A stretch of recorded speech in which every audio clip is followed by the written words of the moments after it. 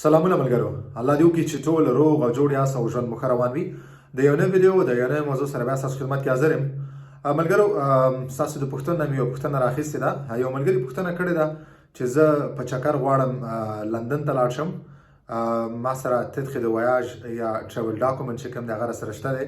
نو زه غواړم چې په دې باندې د لندن ویزې دپاره اپلای وکړم او لندن ته لاړ شم یوه هفتې دپاره.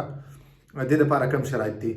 نو ملګرو، ما غوښتل چې زه تاسو له په دغه باندې یو تفصیلي جواب درکم، تاسو لږ معلومات درکم. که هر څوک غواړي چې هغه لندن ته چکري لاړ شي یا د یو کې ویزا دپاره اپلای وکړي، که هغه سره 4 کلن اسناد او که 10 کلن اسناد دي، څه فرق نه کوي، دواړه کولی شي چې اپلای وکړي ویزا دپاره او دوی ویزا ورکوي. ولې که چېرې تاسو په شرایط باندې برابر یې نو بیا تاسو ته ویزا درکوي. د یو کې ویزا چې کوم دی دلته دوی انټرویو هم تاسو نه اخلي او دوی څه شرایط لري، څه اسناد باید تاسو آماده کړئ چې هغه تاسو سره چې هر کله ویزې ته ورځئ، انټرویو دپاره ورځئ، هغه اسناد باید تاسو سره تاسو سره آماده او دوی د پوښتنو باید تاسو جواب ورکړئ.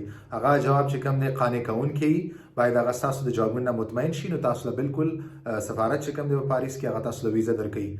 کوم اسناد پکار دي؟ د ټول نه اول خو باید تاسو سره تدخې د ویاژ وي. تدخې ویاژ نه علاوه تاسو باید دلته کونتخه ولرئ، کار کوئ.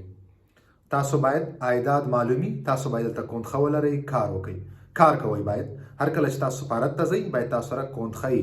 ستاسو کونتخه چې کوم دی هغه اکټیو وي، بحاله وي او تاسو کار کوئ. نو کونتخه باید تاسو ولرئ. دې نه علاوه تاسو باید یو بانکي حسابي ولرئ، بانک سټیټمنټ ولرئ. طبیعي خبره که تاسو کونتخه لرئ او تاسو کار کوئ نو ستاسو چې کومه تنخواه ده بس تاسو اکاونټ ته راځي. تاسو سره باید په دغه اکاونټ کې، اوس اکاونټ کې باید څومره پیسې، څومره مقدار وي. ملګرو، دغه مقدار چې کوم دی باید دومره کم څه کم وي چې ستاسو هلته څومره وخت دپاره ځئ یا ستاسو مصارف باید دا پوره کړي. مثال یو کس دی هغه یو هفتې دپاره ځي، یو هفته هلته هغه په انګلستان کې څومره مصارف راځي، د تګ راتګ، د ټیکټ، هلته مصارف باید دومره روپۍ تاسو سره وي چې هغه ستاسو د 10 ورځو یا د هفتې څومره ورځو دپاره چې تاسو ځئ هغه مصارف باید تاسو پوره کړئ. نو هغه چې هر څومره وي تاسو اندازه لګولی شئ، خپله پوهېږئ. نو ستاسو باید بانک سټیټمنټ پکار شو. کونتخې نه بعد تاسو سره باید بانکي حسابي یا بانک سټیټمنټ ستاسو پکار دی، به تاسو خپل بانک نه راولئ. تاسو خپل بانک ته ورشئ، بانک سټیټمنټ یې راواخلئ، نو هغه به تاسو سره وي. دې نه علاوه ستاسو باید یو ادرس معلومي. که چېرې ستاسو خپل ادرس وي نو بهتره خبره ده، یعنې خپل کور مي، خپل ادرس مي، نو ډېره ښه خبره ده. نو ادرس باید ستاسو معلومي. دغه اسناد باید د ستاسو طرف نه آماده وي.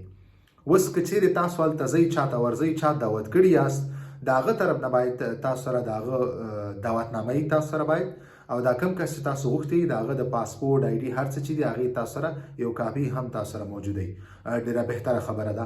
دې نه علاوه هغه چې که چېرې هغه تاسو دلته اوسېدو دپاره ځای درکوي، د هغې دپاره باید یو ثبوت تاسو ته راولېږي. مثال هلته چې کوم کس تاسو دعوت کوي د هغه د کور اسناد، که هغه کور هغه په کرایي نیولی یا خپل کور یا هغه سره چې کور کې اوسېدو دپاره دغه یو هفته یا 10 ورځې چې ته ورځې او هلته اوسېږي، هغه سره دومره ځای باید موجود وي چې تاسو هلته اوسېږئ. نو هغې کوم ثبوت باید هغه تاسو ته راولېږي.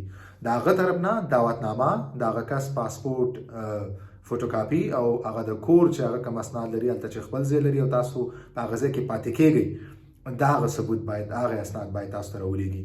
اوس که هغه کس ته تاسو ورځئ او هغه تاسو له هوټل نیسي، د هوټل هغه ثبوت چې کوم ریزرویشن یې تاسو ته کړی هغه ثبوت باید تاسو سره وي. صحیح دی. دغه 3 اسناد د هغه لندن نه د هغه کس طرفه باید تاسو ته راولېږي، دغه تاسو سره وي. او ستاسو د طرف نه لکه څنګه چې مخکې ما وویلې، تاسو سره باید تدخې د ویاژ وي، ستاسو کارت سجوغ تاسو سره وي، ستاسو کونتخه تاسو سره وي، ستاسو ادرس چې کوم دی هغه تاسو سره وي. نو دغه 4 اسناد ستاسو طرف نه باید تاسو سره موجود وي. وبخښئ 15 اسناد بانکي حسابي، بانک سټیټمنټ هم تاسو سره وي. نور تاسو ورځئ سفارت ته، دغه ټول اسناد چې کله مکمل شو تاسو سفارت کې هلته پاریس کې اپاینټمنټ نیسئ، بیا تاسو هلته ورځئ او هغه بیا تاسو نه انټرویو اخلي. څه پوښتنې تاسو نه کوي. که هغه پوښتنو تاسو قانع کوونکی جواب ورکړو نو زه مطمئن یم تاسو له ویزا درکوي.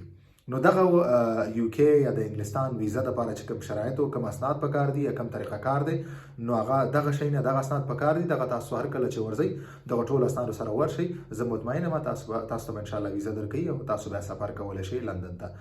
تاسو مختلفو وجوهاتو، مختلفو مقصدونو لپاره سفر کولی شئ. تاسو خپل فامیل لیدلو دپاره هلته